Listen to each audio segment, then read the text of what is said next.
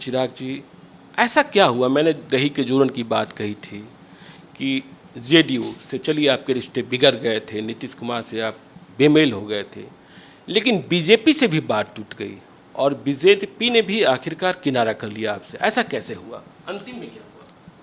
देखिए, किसी से कोई बात टूटी बिगड़ी नहीं। मैं आपको ईमानदारी से बताता हूँ, जैसे मीडिया में दर्शाया गया, इतना नाटकीय स्वरूप से कोई घटना चक्र दिल्ली में चल नहीं रहा था। मेरी मुलाकातें भारतीय जनता पार्टी के राष्ट्रीय अध्यक्ष जेपी नड्डा जी से मेरी मुलाकातें हो रही थी, अमित शाह जी से मेरी मुलाकातें हुई। पर मैं पुनः इस बात को पूरी गंभीरता के साथ कहता हूँ, मेरी सीटों की संख्या को लेकर कभी किसी से कोई बातचीत हुई ही नहीं। बीजेपी ने भी बातचीत आखिर तक मेरी संख्या को लेकर उनसे कोई बातचीत नहीं हुई और मेरी लड़ाई कभी संख्या को लेकर थी ही नहीं। हमेशा मेरे बारे में प्रचारित किया गया कि भैया मैं प्रेशर पॉलिटिक्स कर रहा हूँ और मैं सीटों की संख्या को बढ़ाने के लिए मैं दबाव की मैं राजनीति कर रहा हूँ, जबकि मैं सिर्फ और सिर्फ बिहारी फर्स्ट विजन डॉक्यूमेंट को साझा न्यूनतम कार्यक्रम में जोड़ने की मैं मांग कर रहा था। मेरी जितनी मुलाकातें हुई, हर मुलाकात में मैंने इस बात को मैंने प्रमुखता से कहा कि मुझे अभी सीटों पर चर्चा ही नहीं करनी है। मुझे बस इस बात का विश्वास चाहिए कि बिहारी फर्स्ट विजन डॉक्यूमेंट को इनकॉर्पोरेट किया जाएगा कि नहीं, क्योंकि मेरा विश्वास नहीं है माननीय मुख्यमंत्री आज की तारीख में जिस तरीके से महागठबंधन के एजेंडे पे काम कर रहे हैं, मेरा विश्वास नहीं है उस एजेंडे पे। नीतीश कुमार महागठबंधन के एजेंडे पर काम कर रहे हैं। बिल्कुल, ये तो सब जानते ही हैं कि सात निश्चय जो है वो जनता दल यूनाइटेड और राष्ट्रीय जनता दल और कांग्रेस का बनाया हुआ वो एजेंडा है, तो वो उस एजेंडे पे काम कर रहे हो। मेरा विश्वास उस एजेंडे पे नहीं है। मुझे पता है कि भैया सिर्फ नली गली बोलने से या हर घर जल पहुंचाने से, हर घर जल आपने पहुंचाने की बात की, बाढ़ के पानी को घर तक पहुंचाना हर घर जल पहुंचाने की बात नहीं होती है ना। आप नली गली की बात कर रहे हैं आज की तारीख में, जहां हमारे प्रधानमंत्री एक तरफ जय जवान जय किसान जय विज्ञान की बात कर रहे हैं, आपकी सोच सीमित है कि भैया किस तरीके से नली गली बने, ये विकास के आपके मापदंड हैं। आज जब हम लोग को इंफ्रास्ट्रक्चर की बात करनी चाहिए, आज जब हम लोग को निवेश की बात करनी चाहिए, मुझे नहीं याद कि कब लास्ट टाइम हमारे मुख्यमंत्री जी ने इन्वेस्टर समिट बुलाया था। मैं चाहता हूं कि लैंड रिफॉर्म्स यहाँ पे चेंज हो ताकि इन्वेस्टर्स यहाँ पे आके निवेश कर पाएँ। मैं चाहता हूँ कि सिंगल विंडो क्लियरेंस उनको प्रोवाइड की जाए ताकि उनको निवेश करने में, यहाँ पे उद्योग लाने में उनको किसी तरीके की कठिनाई ना हो, दिक्कत ना हो। मैं चाहता हूँ कि भैया मेरे बच्चों को आज की तारीख में कोटा नहीं जाना पड़े।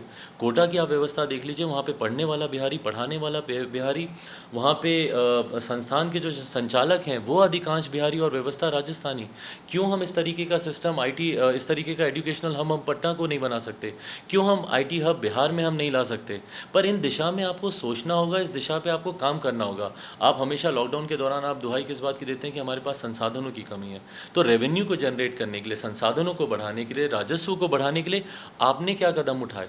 अगर आप इन बच्चों को ही अगर हमारे प्रदेश में आप रोक लें, बाकी प्लान तो भूल जाएं, इन बच्चों को ही रोक लें, तो सैकड़ों करोड़ जो हमारे बाहर जाते हैं प्रदेश से, उनको आप अपने ही प्रदेश में रोककर यहीं पे आप इस्तेमाल कर सकते हैं। आईटी सेक्टर्स में जो जॉब जो बच्चे दूसरे प्रदेशों में जाकर करते हैं, अगर वही जॉब्स अगर आप उनको यहाँ पर दिला दें तो वो बच्चे यहीं पे खर्च करेंगे, यहीं पे कमाएंगे, माता पिता का भी ध्यान रखेंगे और होली दिवाली और इन सब पे आने जाने में, छठ पूजा में जो उनका खर्चा होता है वो खर्चा बचेगा।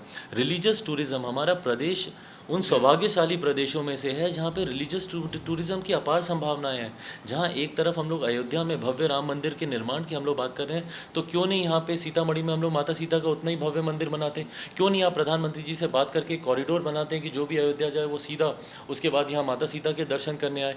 भगवान महावीर की जन्मस्थली है बिहार में। अब कितने ऐसे जैन समाज के लोग हैं जो कि यहाँ पे निवेश करने को तैयार हैं, बट आप उनको अपॉर्चुनिटी नहीं देते हैं। अच्छा चिराग, आप नीतीश कुमार की खिंचाई कर रहे हैं, लेकिन इसके साथ ही नीतीश कुमार की सरकार में बीजेपी भी शामिल है, तो आपकी जो खिंचाई है, यदि वो कहते हैं डबल इंजन की सरकार है, तो यदि बिहार में फेल है तो अकेले जेडीयू नहीं बीजेपी भी फेल है, क्या ऐसा नहीं मानते आप? मैं पहली बात तो मैं उनकी खिंचाई नहीं कर रहा हूँ, मुझसे उम्र में बहुत बड़े हैं और उनका राजनीतिक अनुभव मुझसे बहुत ज़्यादा है। ऐसे शब्द मैं उनके बारे में कभी इस्तेमाल कर ही नहीं सकता। खिंचाई नहीं, बट हाँ उनकी नीतियों की का आलोचक मैं ज़रूर रहा हूँ और मैं आलोचना। देखिए, इस बात को हम लोग को समझना होगा कि जो नेतृत्व करता है किसी भी गठबंधन का हो या किसी भी पार्टी का हो, जो नेतृत्व करता है, आज की तारीख में अगर लोक जनशक्ति पार्टी ने ये निर्णय लिया कि भैया हम लोग 143 सीटों पे हम लोग अकेले चुनाव लड़ेंगे, मेरी जगह शायद अगर कोई और होता और अगर वो इतना ताकतवर या उसमें इतनी हिम्मत नहीं होती तो शायद ये निर्णय नहीं होता और पार्टी शायद किसी दूसरी धारा पर चल रही होती।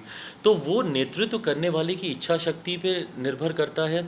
अगर भेड़ों का नेतृत्व अगर एक शेर करे तो भेड़ें भी लंबी से लंबी छलांग लगाती हैं और किसी के भी ऊपर अटैक करने से नहीं डरती। पर अगर वही शेरों का नेतृत्व अगर कोई एक भेड़ करे तो वो शेर भी घबरा जाएंगे, डर जाएंगे, डर के दुबक के पेड़ के पीछे बैठ जाएंगे। ऐसी सूरत बिहार की है। शक्ति नहीं, नेतृत्व शक्ति की मैं बात कर रहा हूँ कि कौन नेतृत्व करता है, उसके अंदर इच्छा शक्ति कितनी है।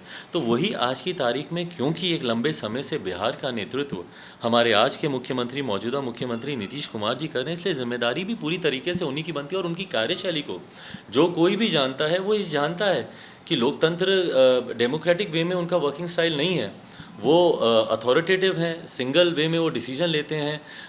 हम लोग के भी मेरे चाचा खुद उनके मंत्रिमंडल में शामिल थे, तो उनकी कार्यशैली को हम लोगों से बेहतर भी और कौन जानता है। और खुद भारतीय जनता पार्टी के कितने ऐसे नेता हैं जो शिकायत करते हैं, जनता दल यूनाइटेड के कितने ऐसे नेता और मंत्री हैं जो आकर बोलते हैं कि किसी भी डिसीजन मेकिंग में हम लोग की कोई भूमिका नहीं होती, हम लोगों से कोई जानकारी ली नहीं जाती। अधिकारियों पे वो बहुत ज़्यादा विश्वास करते हैं। जिस तरीके से अफसरशाही वो पिछले 15 साल में बिहार में लेकर आए हैं और जिस तरीके से ब्यूरोक्रेसी के द्वारा ही अपने नेताओं पर, अपने कार्यकर्ताओं पे कम विश्वास कर जिस तरीके से वो ब्यूरोक्रेसी पे वो ज़्यादा विश्वास करते हैं, तो इसीलिए जिम्मेदारी भी पूरी तरीके से उन्हीं की बनती है।